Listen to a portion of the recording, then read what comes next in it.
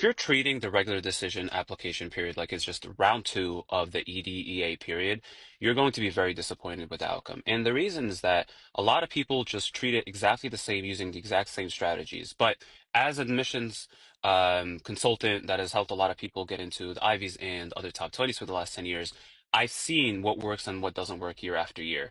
And there is a need for a different strategy when you're approaching your regular decisions. And you have some time right now to employ them, but you need to do this now. Now, let's talk about a couple of the ways that it's different, right? So, first of all, the fact that you're applying as a regular decision applicant means that you were rejected, right? So let's preface this number one by the fact that he's describing himself as an Ivy slash top 20 university expert. And so if it's the case that you're applying early decision or early action, technically from a statistical perspective, you have a higher chance of getting in. But that doesn't mean you should be changing your strategy or approach, right? You should still be trying to put your best foot forward, right? You shouldn't be half-assing your applications because you're applying earlier. So that's the misconception number one. Misconception number two is that you're applying to college's regular decision because you got rejected from your early decision or early application school.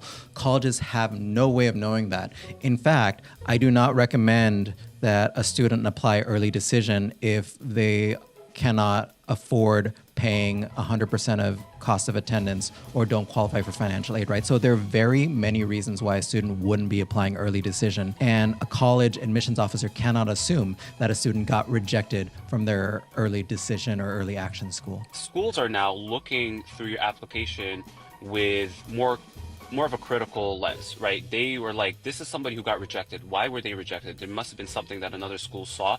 I need to make. I will agree that the standard is a lot higher. It's much more competitive because there's more applications to parse through.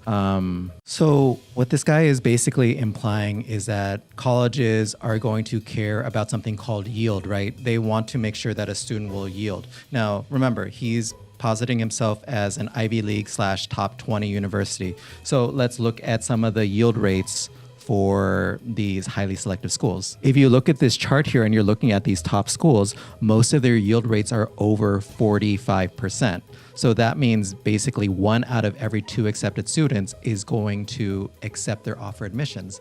So these colleges that he's talking about do not play the yield game. In fact, you could talk to them about this, right? Year over year, the yield rate has gone up.